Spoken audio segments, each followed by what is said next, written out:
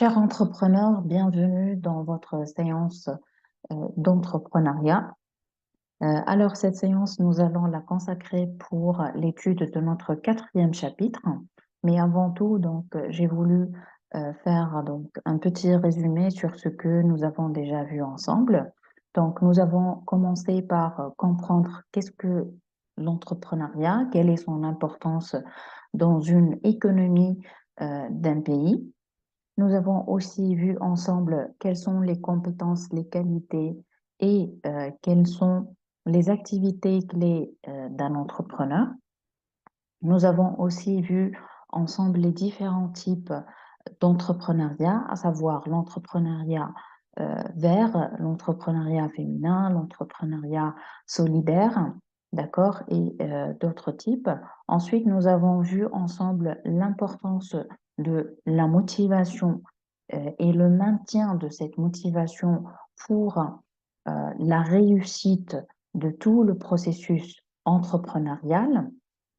Nous avons aussi montré et fait un test, chacun d'entre vous, il a réalisé un test pour savoir son profil entrepreneurial à travers des volets qui sont précis, donc le leadership, la motivation, la prise de décision, etc. Et maintenant, nous allons ajouter à toutes ces connaissances-là, ce qu'on appelle l'écosystème entrepreneurial. Et nous allons comprendre les différentes parties, à savoir le milieu familial proche, le milieu professionnel, les métiers et les professions, le milieu d'appui aux affaires et le milieu associatif. Donc, tout d'abord, vous devez savoir une chose, c'est que l'entrepreneur, il est le fruit de son milieu. Alors, la première partie. Tout d'abord, comme introduction, vous devez savoir qu'il y a une relation qui est très importante entre l'entrepreneur et son milieu. Alors, l'entrepreneur, euh, il voit donc son milieu comme une ressource.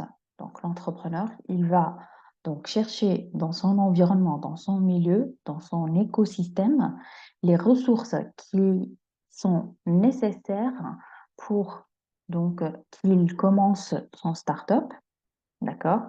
Et aussi pour développer cette start-up jusqu'à arriver à créer une grande entreprise.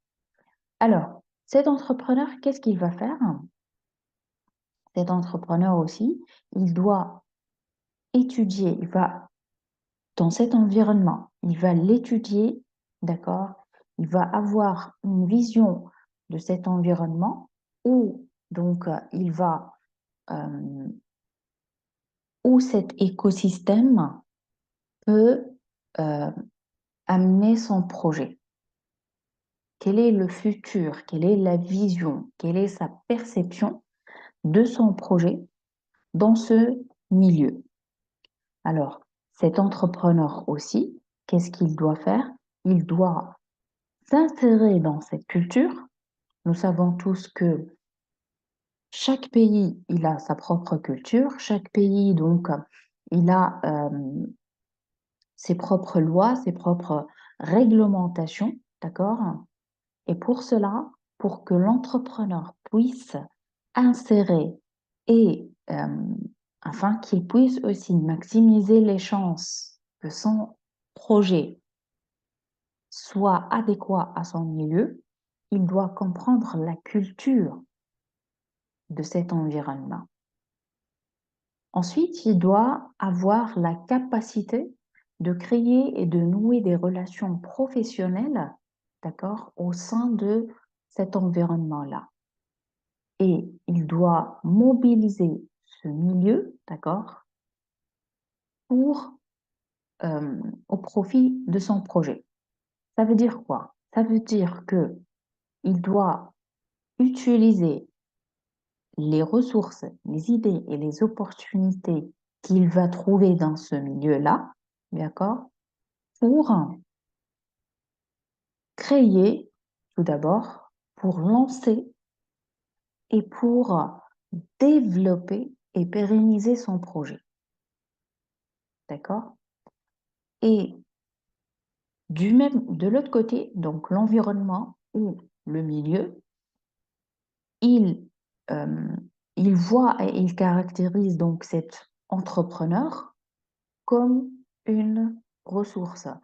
Parce que c'est grâce à cet entrepreneur-là qu'il y aura un développement, un avancement, qu'il y aura une création de richesse, d'accord, au sein de cet environnement. Donc ici, c'est comme une relation d'échange, d'accord? Chacun des deux donc, parties, il voit l'autre comme étant une ressource. Donc, ceci va nous amener à comprendre et à savoir l'importance de l'écosystème entrepreneurial. Alors, c'est quoi cet écosystème entrepreneurial? C'est un ensemble d'acteurs interconnectés, donc des acteurs qui sont interconnectés, des institutions et des processus qui interagissent pour renforcer l'entrepreneuriat au sein d'un environnement local. Donc, lorsque je parle d'un écosystème, je vais parler d'un environnement d'affaires local. Je vais parler de l'interaction des différents acteurs qui existent au sein d'une région bien déterminée. L'écosystème entrepreneurial, c'est quoi? C'est un groupement d'acteurs qui peuvent être des acteurs qui sont publics, des institutions publiques d'un État bien déterminé, ou ce sont donc des acteurs qui sont privés, des institutions, des entreprises et des universités. Cet écosystème aussi, c'est quoi? C'est un groupement de facteurs qui définissent le milieu dans lequel les acteurs évoluent en constante interaction. Donc ici, on va comprendre ensemble de quoi composer cet écosystème. Il est composé des acteurs. Ces acteurs peuvent être publics ou privés, peuvent être des entreprises, des institutions, des universités. Et de là, donc, on peut comprendre que pour créer et favoriser donc un écosystème entrepreneurial, il y a plusieurs parties prenantes. Donc ici, on va parler de comment cet écosystème entrepreneurial, euh, comment il va réussir à créer une culture entrepreneuriale au sein d'une région bien déterminée. Et tout dépend, je répète très bien, tout dépend de l'interaction entre ces acteurs. Ce ne sont pas des acteurs qui vont faire des actions, donc chacun il va faire des actions pour promouvoir l'entrepreneuriat ou pour aider quelqu'un, indépendamment des autres acteurs, mais et de là donc euh, naissent peut-être certaines difficultés, c'est la coordination et la cohésion entre ces différents acteurs. Donc ces acteurs euh, doivent suivre la même symphonie, d'accord, pour intégrer et pour créer une culture entrepreneuriale euh, au sein d'une région. Alors, selon certains auteurs qui ont défini l'écosystème, donc selon Heisenberg donc, en 2010, l'écosystème consiste à un ensemble d'éléments individuels tels que le leadership, la culture, les marchés financiers et les clients ouverts d'esprit qui se combinent de manière complexe. Pourquoi ici il a dit complexe? Parce que ce sont différents acteurs et ces différents acteurs, ils doivent gérer ces différentes interactions et différentes connexions entre eux. Ces éléments intégrés dans un système holistique pourraient stimuler la croissance et la création d'entreprises dans un endroit précis. Donc ici, ces différents acteurs et ces différents facteurs doivent trouver une façon avec laquelle ils vont travailler en synergie dans un unique but, c'est de stimuler la croissance de création d'entreprises. Selon Vogel, donc en 2013, l'écosystème entrepreneurial, c'est une communauté interactive au sein d'une région géographique composée d'acteurs variés et indépendants, peuvent être ici entrepreneurs, institutions et organisations, et de facteurs comme marché, le cadre réglementaire, le cadre de soutien, la culture ici entrepreneuriale, qui évoluent avec le temps et dont les acteurs et les facteurs coexistent et interagissent pour promouvoir la création d'une nouvelle entreprise. Donc, selon Masson et Brown en 2014, l'écosystème, c'est un ensemble interconnecté d'acteurs entrepreneuriaux, que ce soit ils sont potentiels ou qui existent déjà, d'organisations entrepreneuriales, à savoir entreprises, business angels, les banques, et d'institutions comme les universités, les agences du secteur public et de financement, et de processus entrepreneuriaux. Taux de création d'entreprises, le nombre d'entreprises à forte croissance, le nombre donc ici de gazelles, le nombre d'entrepreneurs en série, le niveau d'ambition entrepreneuriale.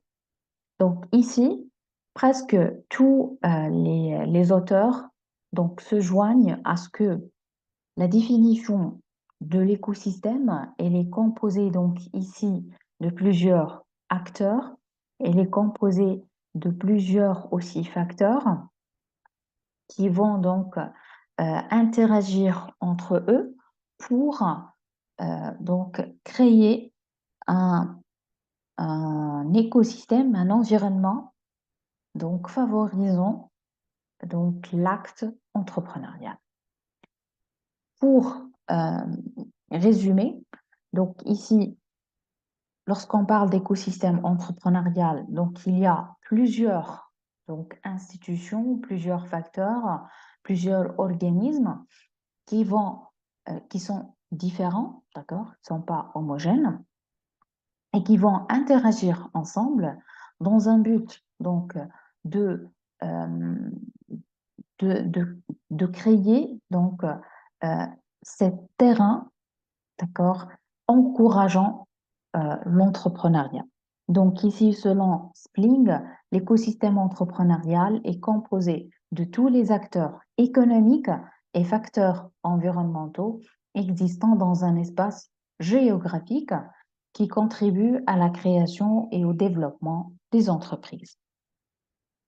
Alors ici, comme remarque, l'écosystème, il est toujours en évolution.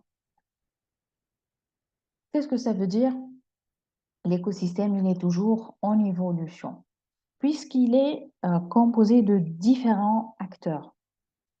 Puisque, donc, suite à la mondialisation, suite aux innovations, suite à l'apparition de nouvelles donc, technologies, de nouvelles connaissances, d'accord, de nouveaux procédés donc, de fabrication, etc.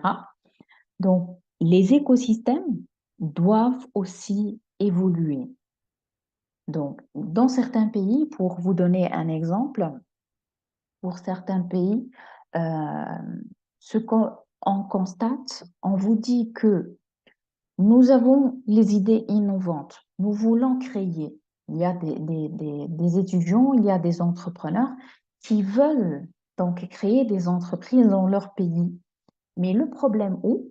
Le problème, par exemple, réside que les lois qui existent maintenant ne favorisent pas la création de telle sorte donc d'entreprise.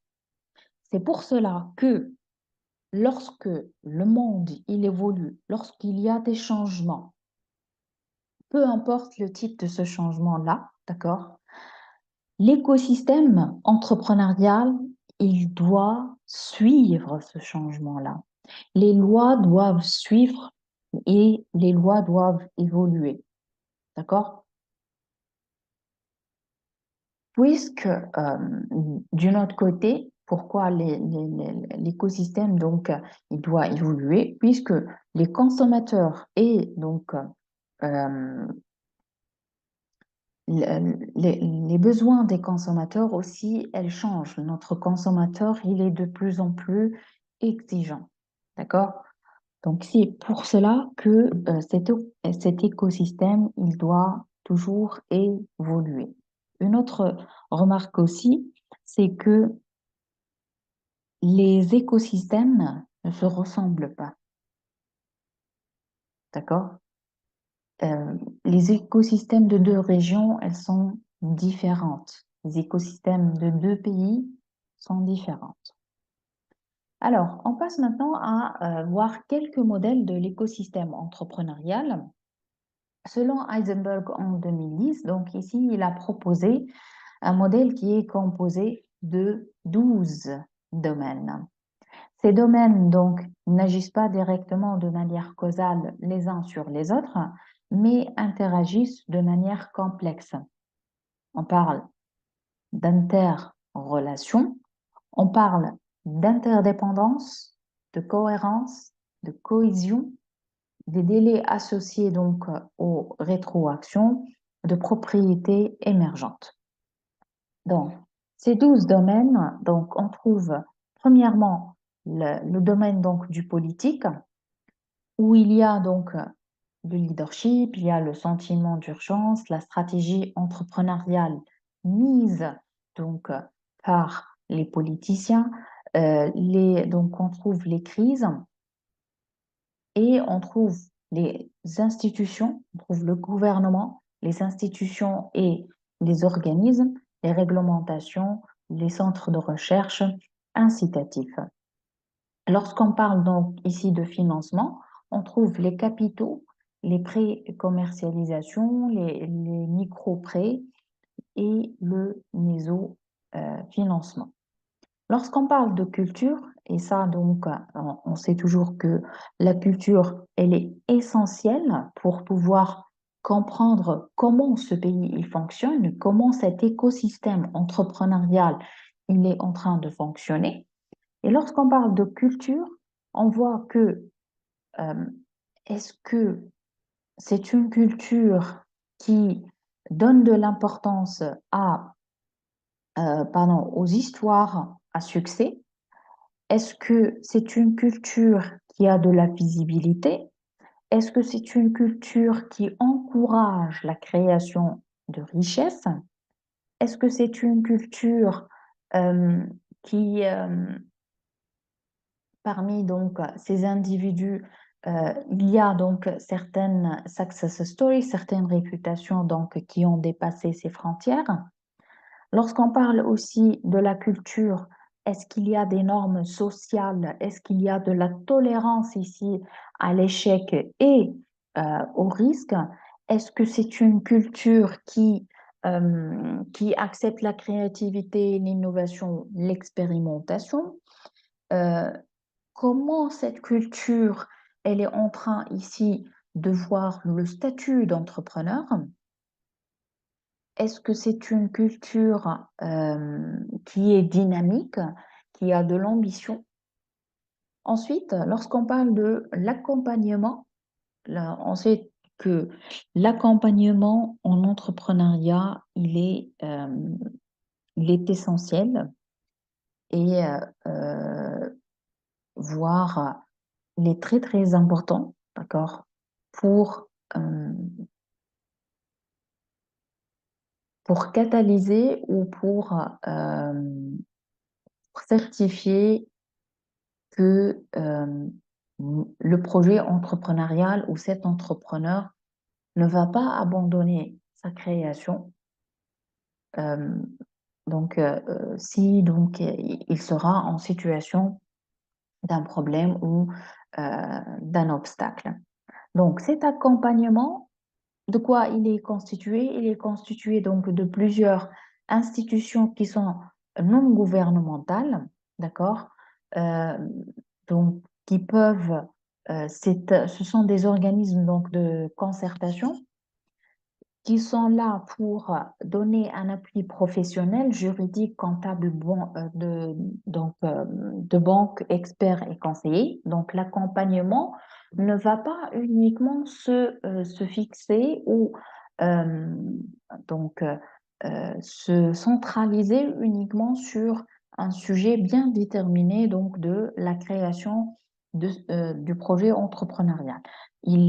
Cet accompagnement il touche tous les domaines donc euh, de la création et du développement du projet.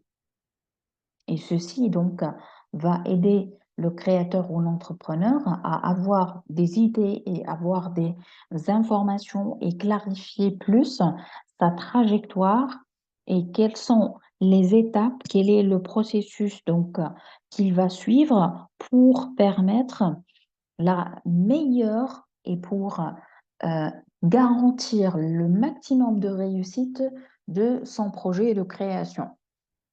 On trouve aussi donc pour l'accompagnement, on trouve le transport, les parcs d'affaires, l'énergie, les incubateurs.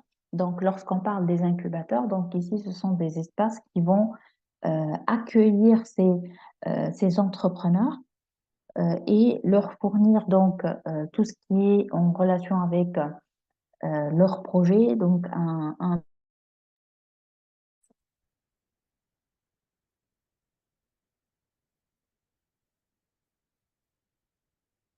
Donc ici, ces incubateurs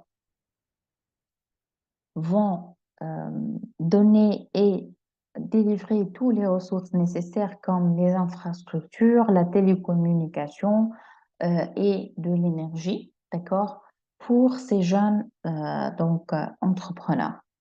Lorsqu'on parle de capital humain, donc on parle des main-d'œuvre. Est-ce qu'elles sont qualifiées, non qualifiées? Est-ce que nous sommes en train de parler d'un entrepreneur en série? Est-ce que nous sommes dans une situation d'entrepreneuriat familial? On parle aussi d'institutions scolaires, de formation générale et technique, de formation en entrepreneuriat. Donc ici, on est en train de parler on est en train de toucher un volet qui est très important, celui de l'enseignement et de l'éducation entrepreneuriale, qui va nous donner cet individu qui est prêt, qui comprend l'entrepreneuriat, qui a une idée donc sur ce domaine-là, d'accord, qui est éduqué, d'accord, et la seule chose donc qui lui manque, c'est donc l'expérience sur terrain et le fait de pratiquer ses connaissances. Ensuite, on trouve les marchés. Les marchés, donc, on trouve les réseaux d'entrepreneurs, les associations et les multinationales. On trouve aussi les premiers clients, les pionniers, les sous-traitances, les canaux de distribution et donc ici le référent.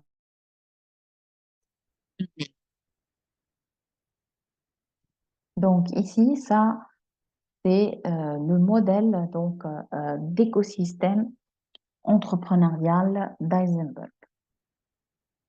En 2011, Heisenberg, ici, il a délimité l'écosystème en six éléments en interaction, donc celle des politiques, de finances, des marchés, de la culture, du capital humain et de l'accompagnement.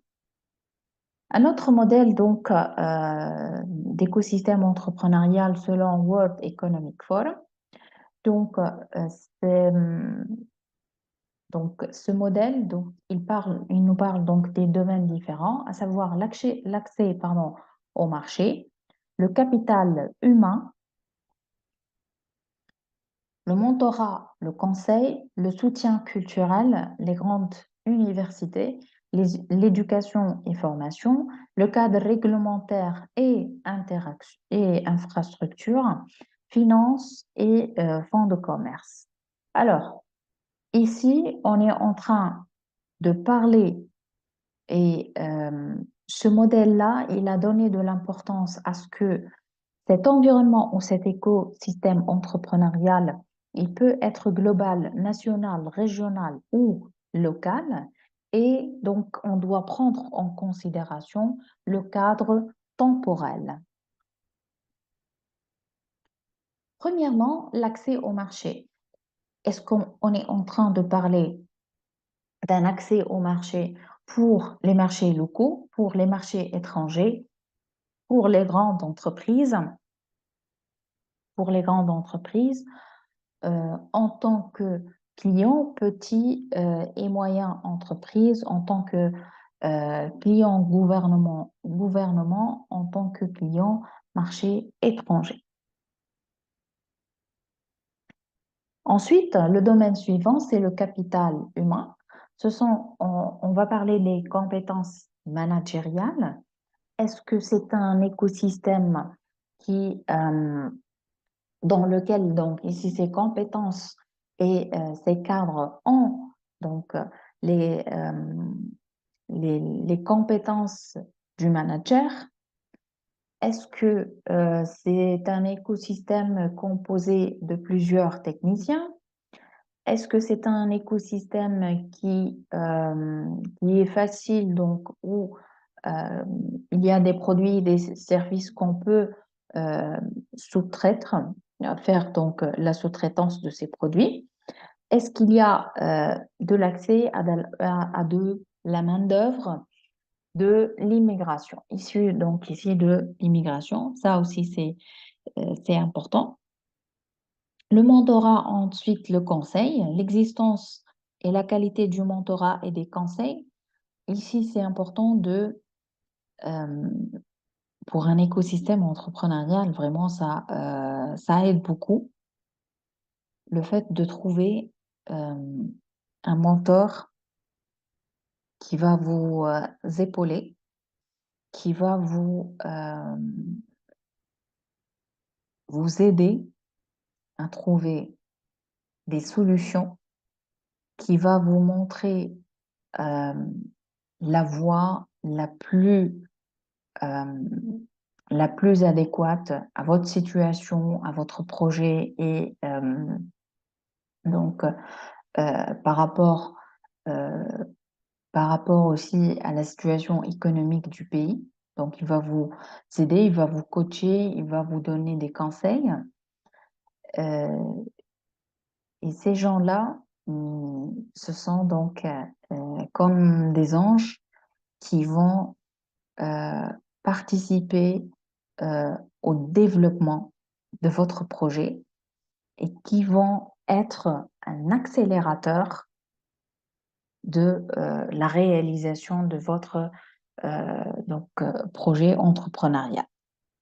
On trouve aussi dans le mentorat les services professionnels, les incubateurs, les accélérateurs et les réseaux d'entrepreneurs. Ici, il y a ce qu'on appelle les réseaux d'entrepreneurs. C'est un rassemblement d'entrepreneurs qui ont euh, donc plusieurs projets, qui ont plusieurs expériences et qui peuvent, lorsque vous allez échanger donc, en tant qu'entrepreneur avec eux, ils vont vous aider, ils vont vous éclaircir sur certains points clés donc de la création. Le soutien donc ici culturel, donc on parle de la tolérance au risque à l'échec, la préférence du travail indépendant, les histoires de réussite, la culture de recherche, l'image positive de l'entrepreneuriat, la célébration de l'innovation. Donc ici, la culture euh, est, euh, est un facteur clé de l'écosystème entrepreneurial. Les grandes universités aussi, ils ont un rôle clé dans la fourniture de diplômés aux nouvelles entreprises, dans le développement de nouvelles idées de création d'entreprises et elles promeuvent donc une culture et le respect de l'entrepreneuriat. Alors, tout d'abord, l'éducation, on a commencé donc à étudier l'entrepreneuriat dans l'université. Nous avons commencé tout d'abord par enseigner euh, la création d'entreprise, qu'est-ce que c'est que l'entreprise, les différentes fonctions de l'entreprise, etc. Ensuite,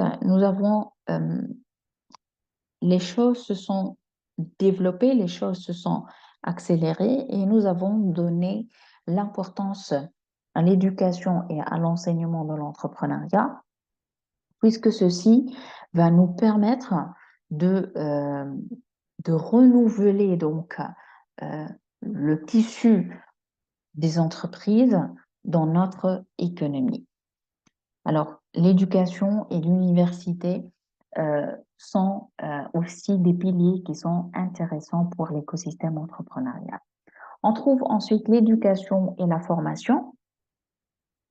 La formation spécifique pour les entrepreneurs, la main-d'œuvre, la discipline, la main-d'œuvre disponible ayant une formation universitaire, la main-d'œuvre ayant une formation pré-universitaire. Donc ici, toute personne qui est formée en entrepreneuriat peut aussi aider et peut créer son projet. D'accord? Le cadre réglementaire et l'infrastructure, est-ce que c'est un écosystème entrepreneurial dans lequel il y a des incitations fiscales? Est-ce qu'il y a des facilités pour le démarrage d'une entreprise? Est-ce qu'il y a des accès aux infrastructures de base, donc comme l'électricité, l'eau, etc. Les politiques et les législations qui sont favorables, donc ici, aux affaires. Ça aussi, c'est très, très important, le cadre réglementaire, trouver un État, trouver des lois, trouver des réglementations, trouver, euh, trouver ces politiques-là, donc, vont euh, motiver plus, vont inciter plus l'entrepreneur à s'engager dans cet écosystème. Les finances et les fonds de commerce, donc lorsqu'on parle de financement, donc on parle soit de l'autofinancement, soit du financement donc auprès des institutions de finance. On parle aussi de business angels qui sont prêts donc à investir dans votre projet. On parle des institutions euh, de financement à capital risque. On parle donc ici, une chose qui est en train de se développer de plus en plus, c'est le crowdfunding. Donc ça aussi, c'est important et pourquoi pas, vous pouvez l'utiliser pour créer vos propres projets entrepreneuriaux. Alors, ces modèles-là, donc, vont nous aider et vont vous aider aussi à comprendre quels sont les piliers ou quels sont les points clés que vous devez comprendre au sein d'un écosystème entrepreneurial. Donc, lorsqu'on parle de l'écosystème entrepreneurial, il y a deux types de processus clés. Premièrement, le processus de capacité building, c'est l'interaction entre les différents acteurs d'accompagnement et l'entrepreneur, donc à savoir les incubateurs, les programmes de soutien proposés par les acteurs publics et institutions. Le capacité, donc ici, building, consiste à accompagner l'entrepreneur pour élaborer son projet et lui permettre d'atteindre une taille critique pour passer à l'étape suivante. C'est la phase d'effectuation délicate pour les entrepreneurs où le taux de mortalité des startups est élevé.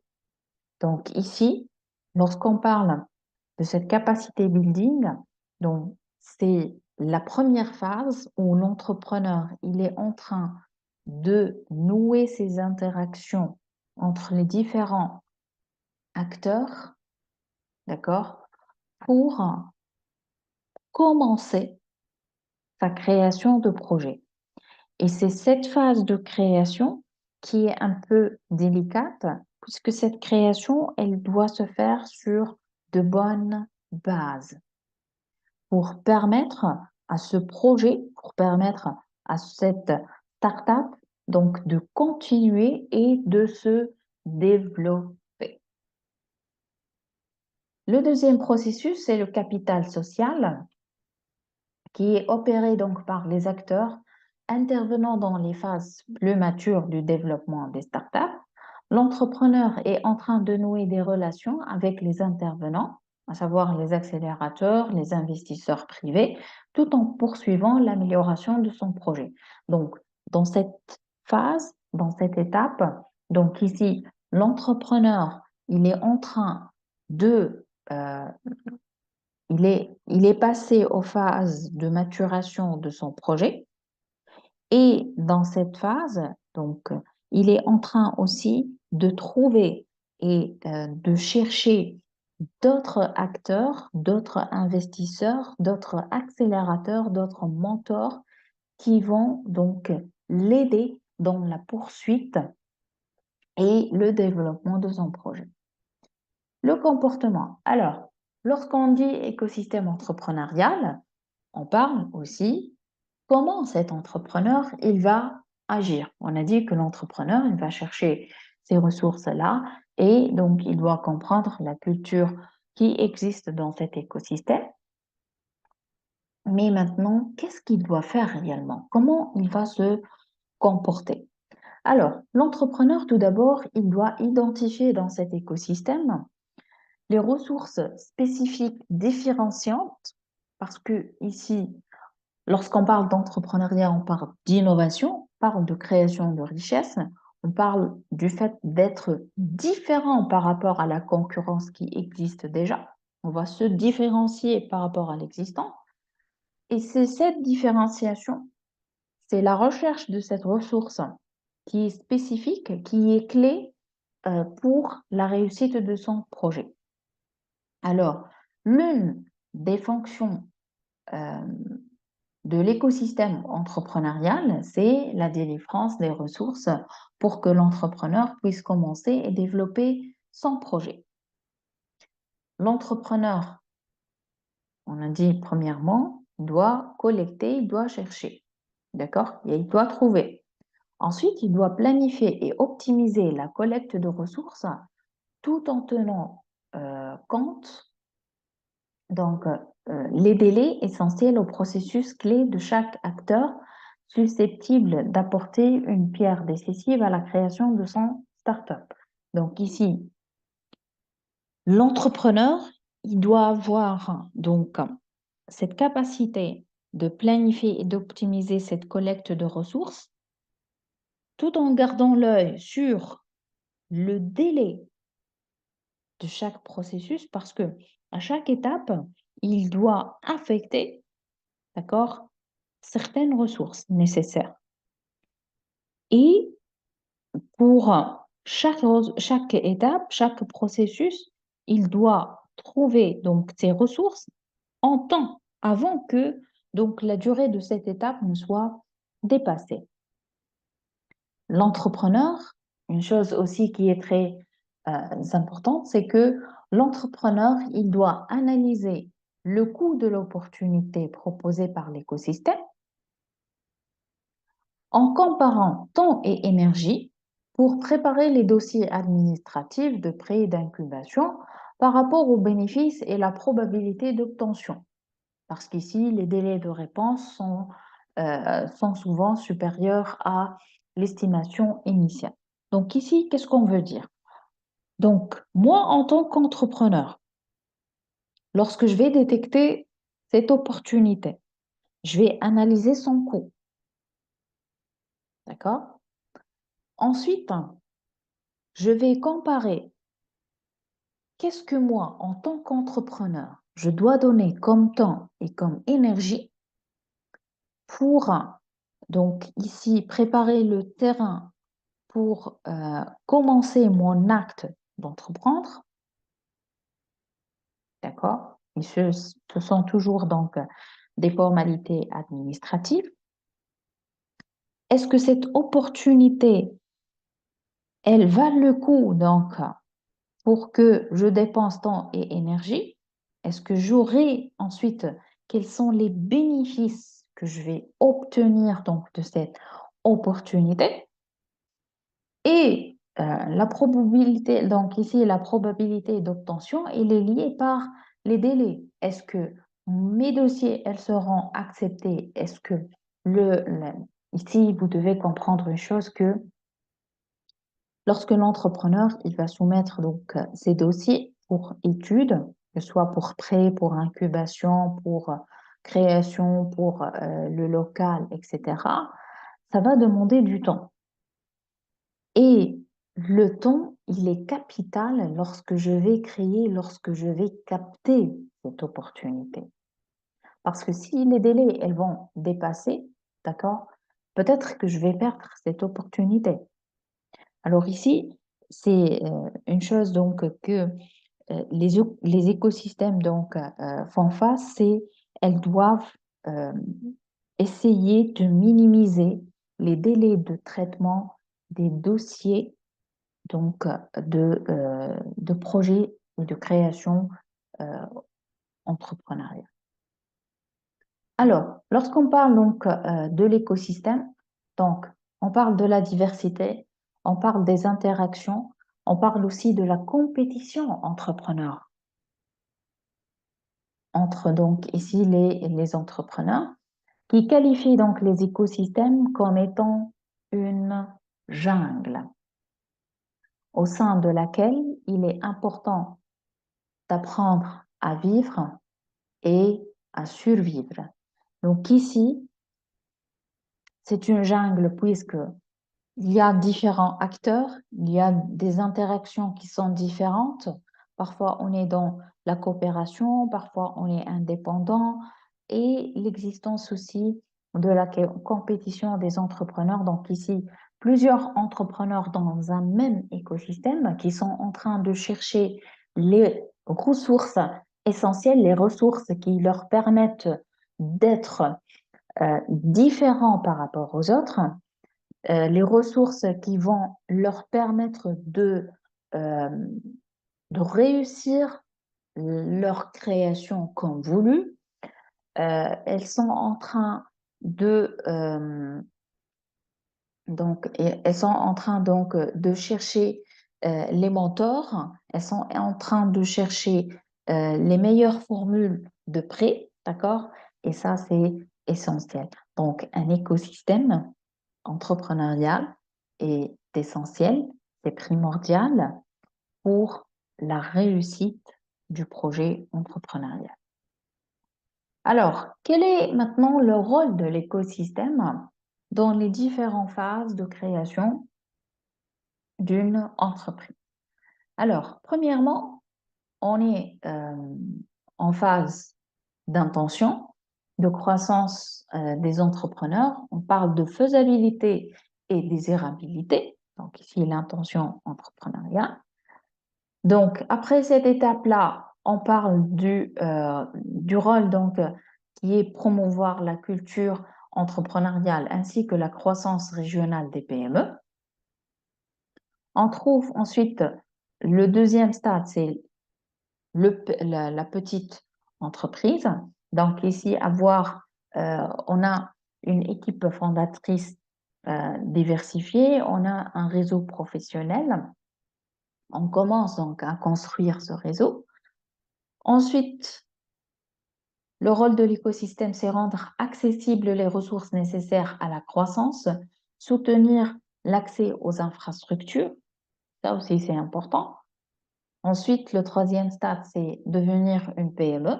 Donc ici, on est en train et nous sommes concentrés sur la recherche et développement pour innover nos produits, nos procédés. On est aussi en train de recruter donc de nouveaux talents, de financer, de chercher de nouvelles sources de financement pour appliquer les résultats donc de la recherche et développement. Ensuite, l'écosystème, il va venir pour soutenir donc cette innovation, les exportations, et il va aussi favoriser le recrutement. Enfin, on arrive à devenir une grande entreprise et notre objectif serait donc fixé sur améliorer la durabilité donc de notre et la pérennité de notre entreprise. Alors, lorsqu'on parle de tout ce processus-là, on parle donc de l'influence et l'implication du système, de l'écosystème d'innovation. On parle donc ici du faible jusqu'à donc une influence forte lorsque je deviens une grande entreprise. Et lorsqu'on parle de dépendance à l'égard des mécanismes de soutien de l'écosystème entrepreneurial, lorsqu'on est au début, lorsqu'on est au niveau de l'intention de créer donc cette dépendance vis-à-vis donc des mécanismes et des acteurs de l'écosystème, elle est forte. Et plus donc, lorsque je deviens une grande entreprise, donc cette dépendance, donc, elle devient faible. Le milieu familial. Alors, lorsqu'on parle du milieu familial et son impact sur l'acte entrepreneurial, alors la famille, elle constitue le milieu privilégié de naissance, de formation et de développement du projet entrepreneurial. C'est un lieu d'apprentissage qui façonne la personnalité et le comportement du futur entrepreneur. Par exemple, des choses qu'on peut apprendre en famille, c'est la responsabilité, c'est le respect le respect du temps, l'organisation. On peut aussi apprendre euh, la communication, le comportement. Euh, donc, c'est le premier lieu d'apprentissage de ce genre de, de, de compétences qui ne sont que essentielles. Nous l'avons déjà vu, quelles sont les compétences et les qualités d'un entrepreneur, d'accord? Et ce sont, euh, on peut apprendre et on peut être éduqué en famille, d'accord? Donc, via les activités familiales, les situations familiales, on peut apprendre donc certaines compétences entrepreneuriales. Alors, le type de famille donc libérale, conservatrice ou preneuse de risques peut aussi influencer le choix de la carrière de ses membres. Alors, c'est le lieu familial, donc c'est un lieu d'apprentissage à l'action et à l'expression. Donc, ces différentes discussions qu'on mène en famille, ces différentes activités, ces différents programmes, donc que ce soit des programmes de maintenance, des programmes donc de programmation des vacances, ce sont euh, les programmes d'entretien, donc par exemple du jardin ou de la maison, vont nous apprendre certains aspects donc entrepreneurial. Les conflits, on trouve ensuite les conflits de rôle, les conflits de rôle, d'intérêt et de statut au sein d'une famille constituent une occasion d'apprentissage à la résolution de leurs conflits en groupe.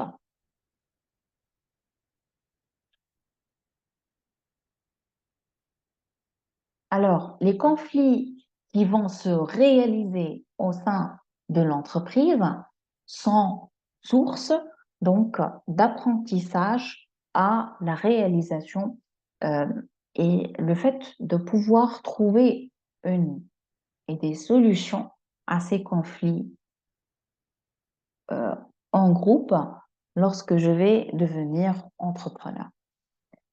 Le milieu familial, une chose qui est très importante, c'est une source de soutien premièrement émotionnel en termes d'empathie, d'attention. C'est une source aussi de soutien par l'appréciation euh, avec une évaluation positive de vos idées entrepreneuriales, avec vos sentiments. On a une appréciation des sentiments et des performances. Le milieu aussi familial peut être une source de soutien instrumental avec la supervision, par exemple, de la réalisation de certaines étapes, de certaines activités, à travers aussi donc l'aide financière. Ils peuvent donc ils peuvent financer vos activités, par exemple, ou une partie, d'accord? Ou la famille, elles peuvent aussi vous dépanner lorsque vous avez besoin d'une aide financière, ou elle peut aussi vous aider à réaliser certaines tâches et activités de votre projet. Certains auteurs ont défini l'importance du milieu familial en entrepreneuriat. Alors, le premier auteur, Anderson, il a le milieu socio-économique et la famille influencent le développement du capital social et du capital humain, qui, à leur tour, affectent la capacité d'un entrepreneur à identifier et à saisir les opportunités d'affaires. Donc ici, c'est un milieu qui va, euh, qui va augmenter et qui va euh, vous laisser le terrain libre pour capter, pour avoir cette compétence d'identifier les opportunités dans votre environnement. Et ça, c'est vraiment important et c'est capital. Et nous devons donc euh, garder ceci euh, comme une clé donc, dans l'éducation des nouvelles générations. Ruel, donc, en valorisant l'entrepreneuriat, la famille incite les jeunes à transformer leurs rêves en réalité. Dans ce cas, et seulement dans ce cas, le lien entre l'arbre et le fruit est concrétisé. Donc, on sait tous que certains individus, ils vont passer à l'acte entrepreneurial pour réaliser leurs rêves. Et les familles vont inciter, vont pousser, encourager vont encourager donc leurs membres, donc leurs enfants, à passer à cet acte-là. Ils croient en leurs rêves, ils sont en train de leur motiver, de leur inciter, d'accord, à créer, à réaliser, à passer d'un stade uniquement imaginaire à un stade de réalité. À travers quoi? À travers l'entrepreneuriat. Tiens, vous avez euh, un domaine, vous avez une solution pour transformer votre rêve en réalité. C'est donc en euh, créant, en passant à l'acte d'entrepreneuriat. Alors, la famille aussi, elle contribue au développement de son individualité, de son système d'appréciation, de la perception du soi, du monde environnant et de sa créativité. Donc ici, la famille, c'est l'apprentissage, c'est la responsabilité, c'est l'individualité, c'est comment vous êtes en train de vous percevoir. Elle est aussi en train de vous apprendre comment vous percevez donc votre environnement et comment garder votre niveau de créativité et un système donc ici d'imagination, un système de créativité continue. Le milieu des proches et de la famille aussi donc peut constituer et peut avoir un impact sur l'acte d'entreprendre. Alors les groupes d'amis, donc c'est le deuxième milieu donc secondaire, disons, qui fonctionne donc sur la base de confiance, de coopération et de respect de l'intérêt général partagé. Ces individus en question peuvent vous orienter vers des projets et vers le travail en équipe, le travail donc en groupe. L'échange des idées peuvent déboucher sur des opportunités d'investissement. Ici, c'est important. Certains amis, lorsqu'ils vont se rencontrer, ils vont essayer de parler des choses qui sont plus intéressantes. C'est cet échange-là, que ce soit sur les produits, les entreprises, les procédés, les nouvelles technologies, euh, donc donner des informations sur l'économie, que ce soit locale, régionale, les évolutions, les innovations donc qui existent maintenant, donc qui sont euh, délivrées et qui existent dans l'écosystème, dans leur écosystème, va permettre la naissance d'idées d'entreprendre. Et ici, une chose qui est très importante, lorsque on va entreprendre en ami, d'accord, nous devons donc créer un cadre juridique et avoir cette création entrepreneuriale en groupe avec un cadre juridique bien déterminé, d'accord? Et nous devons nous détacher de nos sentiments, puisque chacun d'entre nous, il va entrer dans ce projet, il va travailler sur ce projet pour ses propres intérêts. D'accord, nous voulons tous réussir cette création, mais chacun de nous, il veut apprendre quelque chose, il veut réaliser quelque chose. Le milieu professionnel. Aussi, le milieu professionnel, il a un impact très important sur la création entrepreneuriale. Donc, euh, premièrement, c'est un lieu d'apprentissage organisationnel fort utile pour la réussite de tout projet. C'est c'est un environnement, c'est un milieu où vous allez appliquer les connaissances que vous avez apprises dans le cadre d'une organisation, dans le cadre d'une entreprise. Et ça, c'est c'est important puisque vous allez apprendre les pratiques réelles, vous allez apprendre la flexibilité, vous allez apprendre le professionnalisme. L'essaimage proposé aussi par le chef d'entreprise publique est une pratique qui aide l'employé remplissant certaines conditions requises de créer son projet avec le parrainage de son patron. Donc, le milieu professionnel peut donc vous fournir la création entrepreneuriale par essaimage et nous avons déjà parlé de ce type de création dans les cours précédents. Le milieu professionnel, il permet de perfectionner donc ses connaissances et ses compétences, ainsi que ses modes de communication verbale et non verbale. Et j'espère très bien que vous connaissez la différence entre la communication verbale et la non verbale. Donc, nous allons discuter de ça pendant la séance du panel de discussion.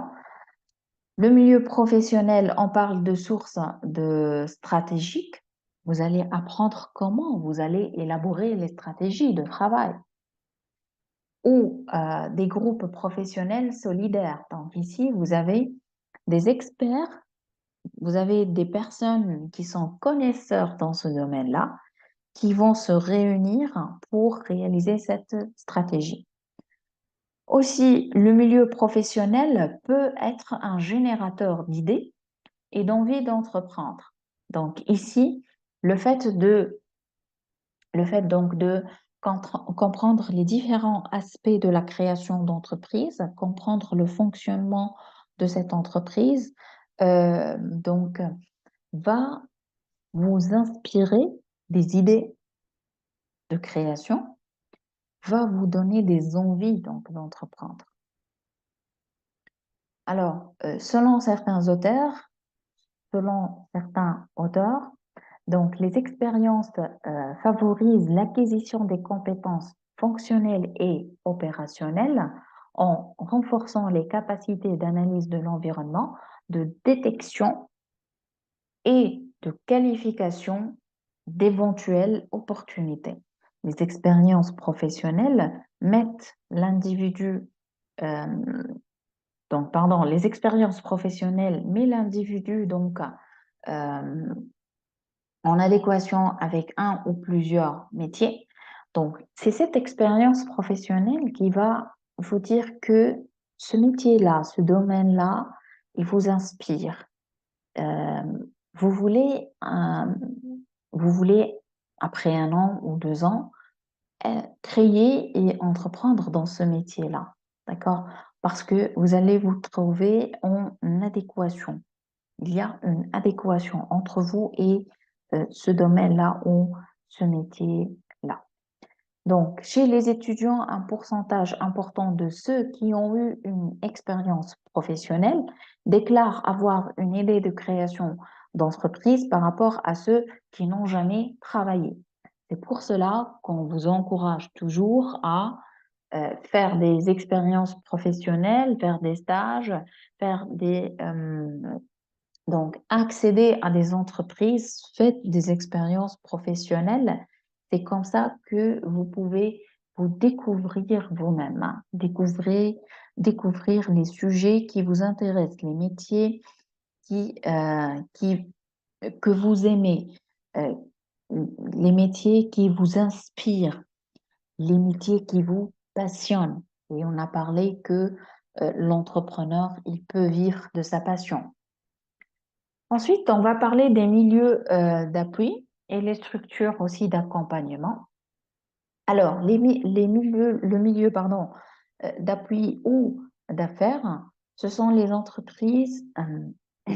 Les entreprises vivent, se développent et disparaissent sous l'influence et l'action déterminante de l'environnement en général et de l'environnement institutionnel. L'environnement institutionnel connaît euh, une évolution rapide dans le sens d'une complexité et d'une interdépendance entre ces différentes composantes. Donc ici, le milieu d'appui, c'est l'environnement institutionnel, il est toujours en évolution. Il évolue. Il y a différentes relations, comme donc différents types d'interactions, comme nous avons vu déjà en écosystème. Les entreprises seront obligées de maîtriser le cadre réglementaire institutionnel pour profiter des opportunités et évoluer dans le cadre de la légalité. Une entreprise créée sur la base d'un cadre légal, ce cadre légal, il va évaluer et cette entreprise, elle doit suivre cette évolution. Et ce changement ou cette évolution dans son écosystème peut lui proposer des opportunités. La perception de l'environnement institutionnel peut être positive, négative ou déformée. Donc, votre perception de cet environnement peut être positive. Donc, il y a plusieurs institutions qui sont en train, donc, ici euh, de vous faciliter peut-être la tâche de création entrepreneuriale, qui vous supportent, qui vous accompagnent, qui vous fournissent donc les informations que vous avez. Peut-être que non, au contraire, et peut-être aussi que vous avez une perception qui est déformée, donc, et qui n'est pas réelle. Il est important d'étudier en premier lieu les fondements théoriques de l'environnement institutionnel pour proposer Dans un deuxième temps, donc les méthodes pour l'évaluation des menaces et des opportunités. Et nous savons tous que l'entrepreneur, il doit avoir cette compétence d'évaluation et d'identification et d'analyse de son environnement en termes de menaces et d'opportunités. Il est aussi important d'étudier le contexte institutionnel des affaires pour détecter les contraintes de la création de l'entreprise dans différents secteurs. Certes, il y a plusieurs secteurs et vous devez savoir les contraintes liées à chaque secteur où vous voulez créer votre entreprise.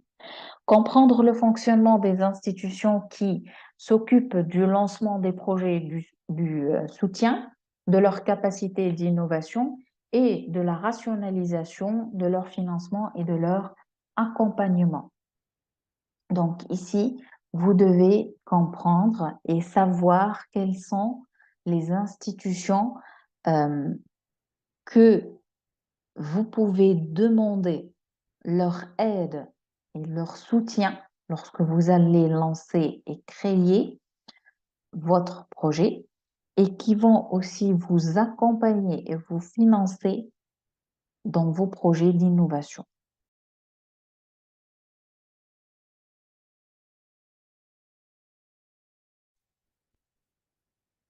Alors, le rôle des structures d'accompagnement, c'est de vous fournir un contexte entrepreneurial donc favorable, sécurisant, avec donc des conseils, des locaux, des échanges avec d'autres entrepreneurs.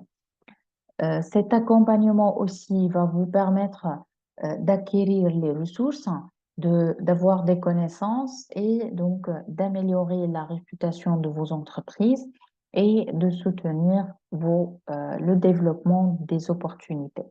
Alors, parmi les structures d'accompagnement, donc on trouve par exemple en Tunisie, on trouve l'API qui a comme pour mission donc la promotion du secteur industriel. Elle donne donc des informations aux promoteurs des affaires. On trouve aussi l'APIA, donc qui est l'agence de promotion des investissements agricoles, donc qui est consacrée pour les agriculteurs, les pêcheurs, les investisseurs ou jeunes promoteurs qui vont donc créer dans les domaines précédents et qui va donc leur aider donc à avoir des avantages donc financiers et fiscaux, qui va donc aussi les aider à identifier les opportunités, la mise en œuvre donc des investisseurs étrangers, la participation aux foires et aux salons, donc que ce soit au niveau national ou international. On trouve aussi l'Agence nationale de l'emploi et du travail indépendant, donc qui permet donc de développer l'information concernant les emplois et les qualifications professionnelles demandées et elle met en relation donc l'entreprise et le demandeur d'emploi. On trouve aussi les structures de formation et d'information d'entrepreneuriat. On trouve par exemple des centres universitaires d'insertion et d'essaimage, donc par exemple en Tunisie, pardon, à Sfax. Et leur mission, c'est de développer, soutenir et accompagner le potentiel entrepreneurial chez les étudiants et les diplômés de l'université, promouvoir la culture entrepreneuriale, promouvoir la valorisation des résultats, de la recherche et du produit de l'université. Donc ici, c'est comme un centre qui va développer, soutenir donc la culture entrepreneuriale et le potentiel chez les étudiants et chez aussi les diplômés et qui va aussi valoriser le résultat des recherches donc sur donc certains sujets. On trouve aussi les structures d'information comme les centres d'affaires régionaux. Ils sont ici pour renseigner, pour accompagner et mettre à la disposition et organiser donc les séminaires pour donner plus d'informations, communiquer donc les différentes opportunités et donc elles vont vous aider à investir. On trouve aussi donc les structures de financement. Parmi les structures de financement, on trouve la Banque tunisienne de solidarité, la BTS, qui finance donc les jeunes diplômés de l'enseignement supérieur et de la formation professionnelle. On trouve la banque de financement des petites et moyennes entreprises qui accompagne et facilite donc l'accès au financement pour la création et l'extension des PME. On trouve aussi les SICAR, ce sont des sociétés d'investissement à capital risque euh, qui vont participer au fonds donc, et au capital de votre entreprise en contrepartie d'une rémunération donc en fonction de la réussite de votre entreprise. Pourquoi je vous ai donné donc ces exemples-là? Pour que vous puissiez donc chercher leur analogue donc, dans l'écosystème où euh, vous voulez donc créer votre entreprise. Donc, le milieu aussi associatif.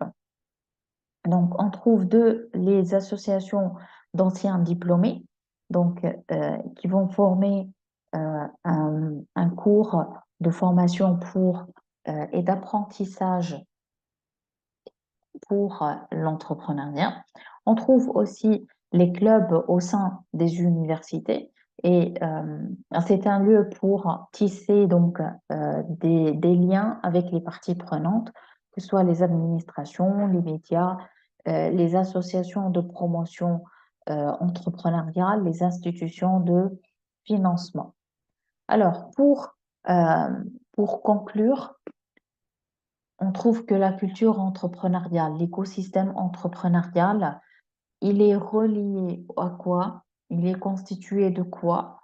Constitué donc des pouvoirs publics, l'État, les structures régionaux, l'éducation, la formation, l'enseignement, l'agence de promotion, d'appui et d'accompagnement, la famille, donc les amis, les banques et assurances, les clients et les fournisseurs.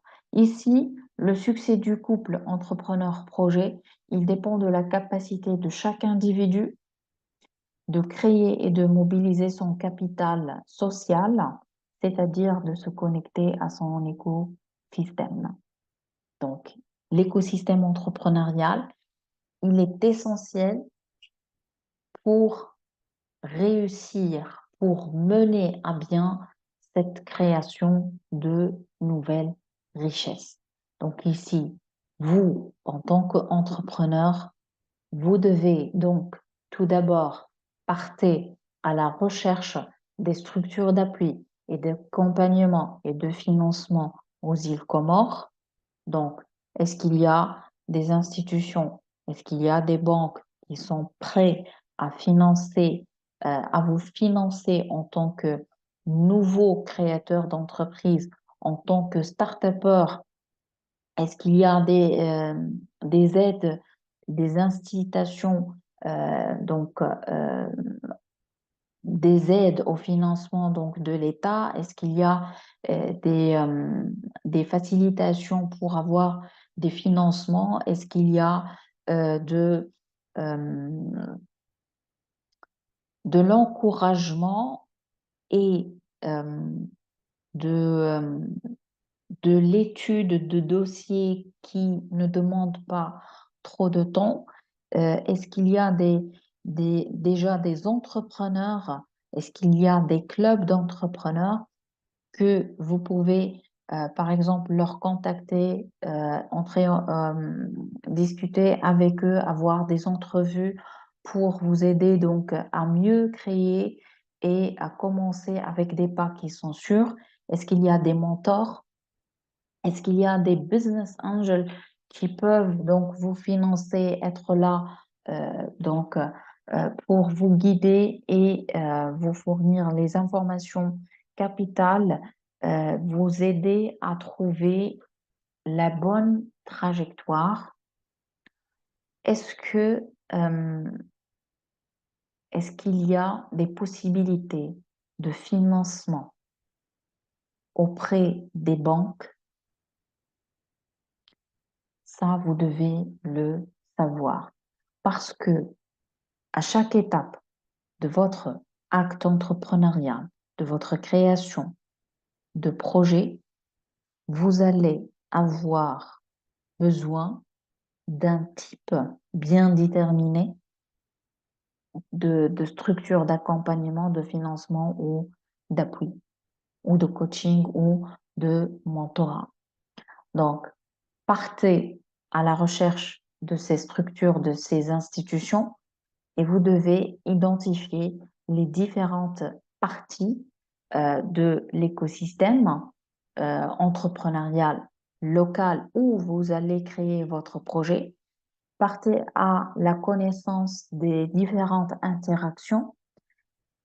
Pourquoi? Parce que ceci va vous faciliter donc la tâche pour la réalisation, et ceci euh, c'est primordial pour que vous ayez plus confiance en vous, confiance dans votre projet, confiance dans votre processus entrepreneurial, confiance dans les étapes que vous allez suivre pour réaliser votre passion, votre rêve, réaliser votre envie et votre intention de créer de la richesse.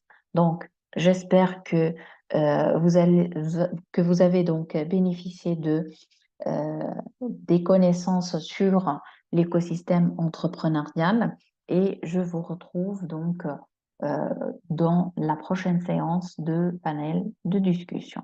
À la prochaine et merci à vous.